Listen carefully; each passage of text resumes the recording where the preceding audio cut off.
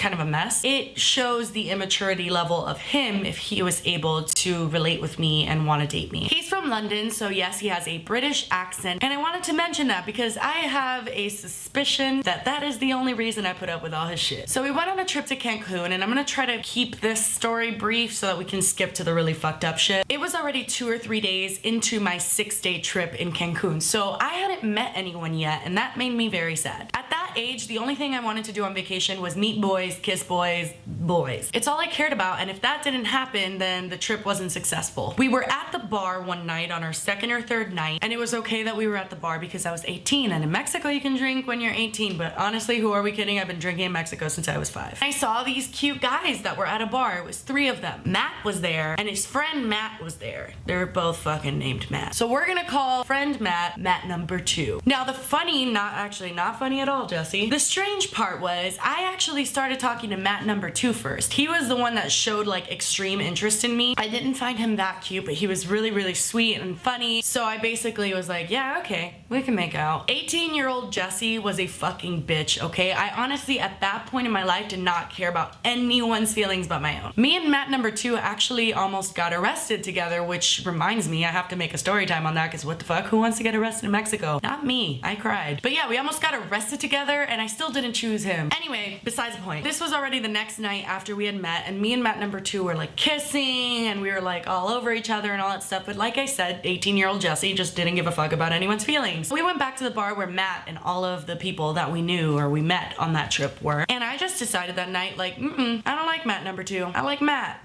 the other one. He was sarcastic and pretty much just a complete asshole, so I was interested. The night after me and Matt number 2, you know, had our own little thing, we went to a club and I just completely like detached from Matt number 2 and made out with Matt. I remember it really hurting Matt number 2's feelings, and I just like felt so fucking bad, and I still feel bad because he was a super nice guy. For the last few days of my trip, we just talked and we would kiss and, you know, all that fun stuff. But there was no indication while we were in Mexico that him and I were gonna pursue any sort of relationship. Although I was very, very sad to leave him. Like, I do remember feeling horrible that I was leaving and I just didn't want to go. Like, I didn't tell him that, but I felt that. Once I landed in Miami, I already had a message from him on Facebook. I was so excited, mainly because I knew that Wi-Fi was not cheap. That was back in the day where Wi-Fi wasn't a free thing. Like, it wasn't just a thing that every hotel had. So I knew either he was paying to use their computers or he was paying to have Wi-Fi. I was like, oh my God, he must really like me. I would say right away, we just started talking, like all the time. He types in these long ass paragraphs, and I was typing in long ass paragraphs to him too. But when a guy spends that much time, especially a guy that you didn't think was like that into you, when they spend that much time talking to you and getting into detail and wanting to know about your day and like wanting to really talk, I mean, you just fucking think they're interested. It's just nature. Immediately from the moment that I landed, we were just talking all day, every day. And then eventually he told me to get WhatsApp. That kind of sucks because since I haven't had WhatsApp in years, I don't have those messages from him. I only have what's on Facebook. It didn't take long for things to start getting really, really serious between him and I. He would talk about maybe moving to Miami. He was a cop, and he said that the cop program in Miami was like really good, that he was checking it out because he wanted to move and be with me. And there was just a lot of serious talk, and I'm not even joking. We talked from day to night every single day. I became like obsessed with him. I would not say that I was in love with him, only because I was completely infatuated with the idea of a person. I had no idea who he was. We hadn't even spent more than a week together. And even when we did spend that week together, we were wasted the entire time. So I had no idea who he really was. I started falling in love with the idea and the fantasy of someone that far away caring so much about me. He even sent me this little bear. It was like a little Build-A-Bear, or I don't know what it was. I'm gonna insert a picture of it here. It's just a little like English bear with a balloon, and he sent that to me for my 18th birthday, which is, you know, weird because he was kind of old. And right after this is when really weird shit started happening. I was so excited that he sent me something for my birthday. I think that he had to message my mom on Facebook and try to get my address, and like he did a whole bunch of stuff to try and surprise me with that bear for my birthday. So it was such a nice gesture, and I was so excited about it. So what does an excited 18-year-old do? She fucking posts it on Facebook, duh. And I tagged him because he gave it to me. Almost immediately he untagged himself. And I remember just feeling like, what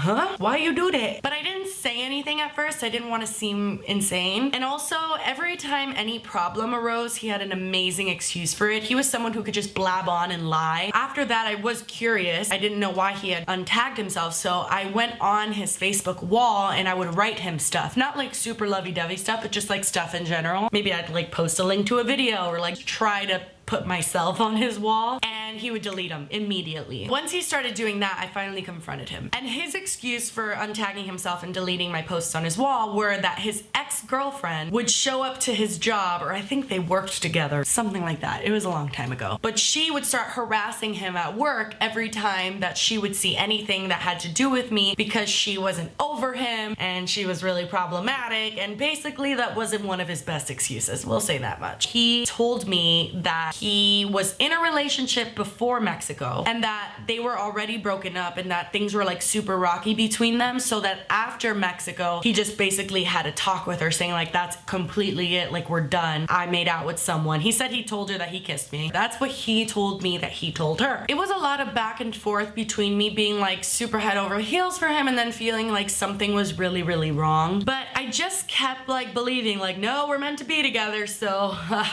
this is gonna work out. I remember he even took off days from work because he was gonna come and visit me, and I don't know if he actually took them off. He said he did. He kept asking me like what days I was free, and then he eventually took his days off and was gonna fly and come and see me, which I was super excited about, but I just started feeling super weird. I started just like getting really frustrated, and I remember I ended up breaking things off with him, but I never told him like, you're just a shady piece of shit, like I don't know what's fucking going on. And the main reason why I didn't confront him is because I had no proof. I didn't know anything. And that's the frustrating part about long distance with someone who you don't know and you don't trust, is that they can be lying to you, they can have a fucking whole family and you'd never know about it. So I didn't know about it, and that frustrated me. I remember just like ending things with him and saying we should just be friends. Like it wasn't like go fuck yourself, it was a let's be friends type thing. But I couldn't help but just feel like something itching at me, and I was like, oh, I wish I knew what fucking happened. About 2 days after I told him let's just be friends, he was already dating another girl, and like it was super public on Facebook. That was the final straw for me, and I was like,